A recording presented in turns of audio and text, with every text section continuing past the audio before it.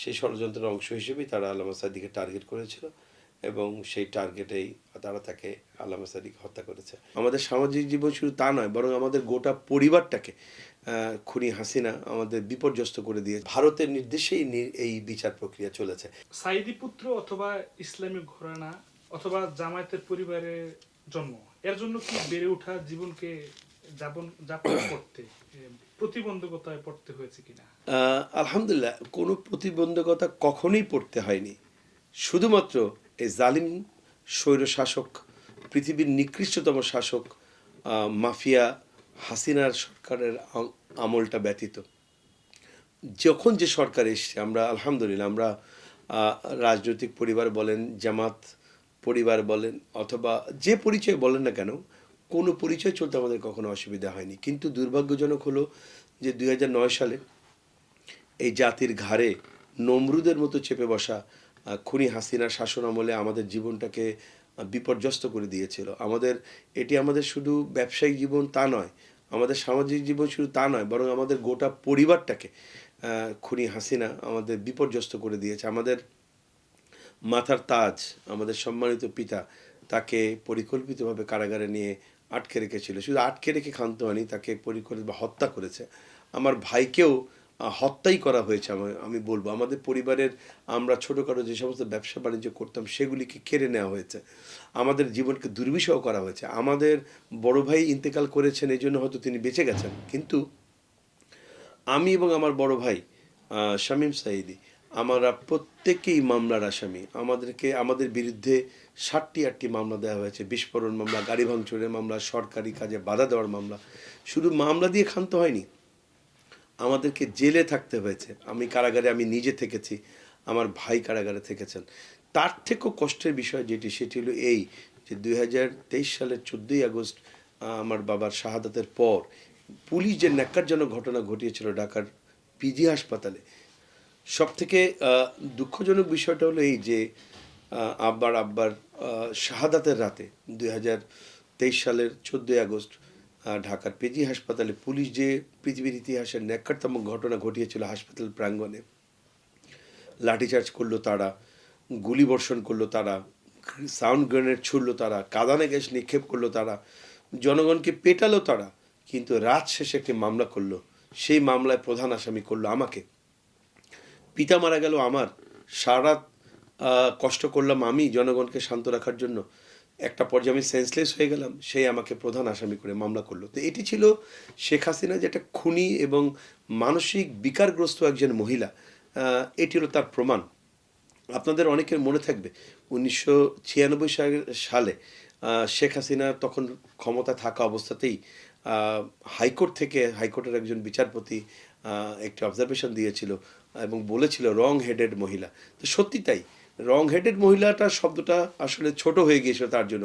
তিনি মানসিক বিকারগ্রস্ত একজন মহিলা, তার মানসিক চিকিৎসার প্রয়োজন ছিল, কিন্তু তিনি ভুলক্রমে ক্ষমতার চেয়ারে বসে গিয়েছিলেন, যে কারণে গোটা দেশটাকে তিনি অস্থির বানিয়ে ফেলেছিলেন। তো তারই অংশ হিসেবে আমাদের পরিবারকেও তারা বিপর্যস্ত করেছিল। এই সময়টুকুন ছাড়া আলহামদুলিল্লাহ আমরা অত্যন্ত সম্মানের সাথে, গর্বের সাথে আমরা দেশে বসবাস করি। দেশের মানুষ আমাদেরকে ভালোবাসে, আমরা বুক ফুলিয়ে সময় চলি। 111 সরকার যখন এসেছিল, সারা বাংলাদেশের মানুষ ব্যতিব্যস্ত ছিল, অনেকে পালিয়ে গিয়েছিল। আমাদেরকে পালাতে হয়নি, আমরা গর্বের সঙ্গে বুক ফুলিয়েই আমরা ঢাকাতে ছিলাম, দেশে ছিলাম, কোথাও পালিয়ে যায়নি। তো এই সরকার, যেটি পতিত সরকার, এই সরকারের আমলেই আমাদের জীবনটাকে বেশি ব্যাহত করেছে। আপনার বাবা অথবা জামায়াতের যে নেতাগুলো, তারা কি আসলে ব্যক্তি শেখ হাসিনার আক্রোশের শিকার হয়েছেন কোন একটা দেশের ইঙ্গিতে?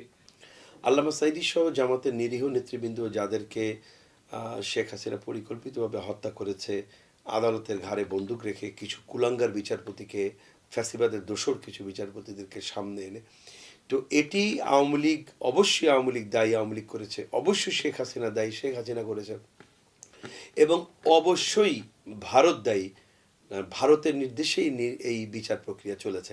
আমি এই প্রসঙ্গে একটি কথা বলতে চাই। আল্লামা সাঈদী শাহাদাতের প্রসঙ্গ এনে আপনার প্রশ্নের উত্তরটা আবার আমি দেব।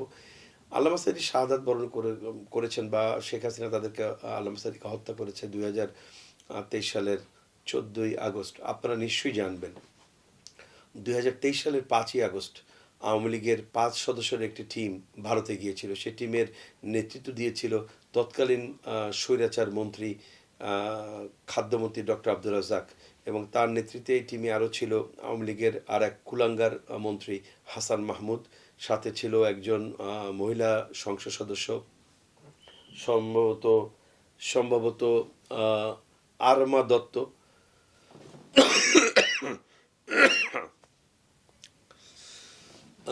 সম্ভবত আরমা দত্ত, আরেকজন ছিলেন আওয়ামী লীগের নির্বাহী কমিটির সদস্য মেরিনা জামান। এই 5 সদস্যের একটা কমিটি গিয়েছিল ইন্ডিয়াতে। তারা বাংলাদেশে ফিরে এসেছিল 9ই আগস্ট, এবং আল্লামা সাদিকে হত্যা করা হয়েছে 14ই আগস্ট।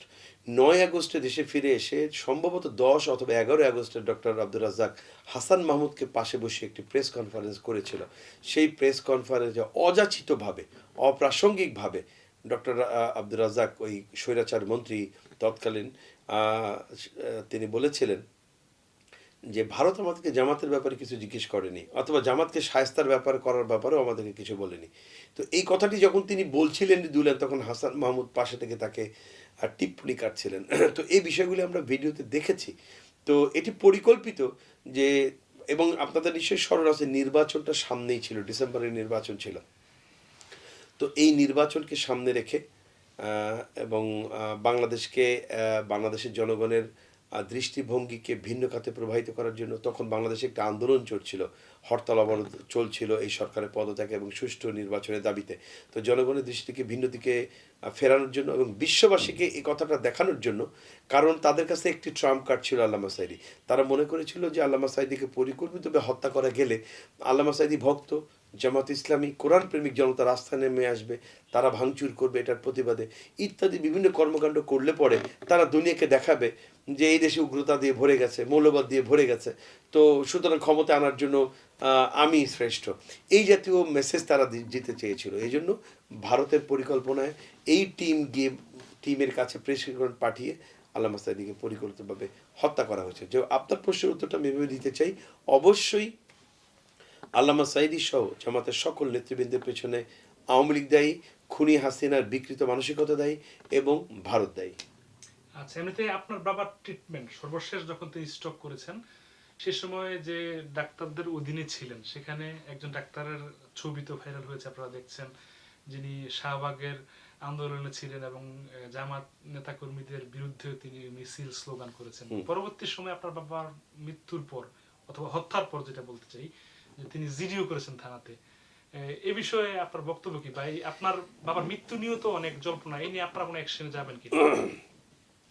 এটা পরিষ্কার যে আল্লামা সাঈদী কে একজন সুস্থ মানুষকে কারাগার থেকে টেনে এনে হত্যা করা হয়েছে, যেটা আমি মাত্র বললাম যে এটি একটি মহা ষড়যন্ত্রের একটা অংশ ছিল।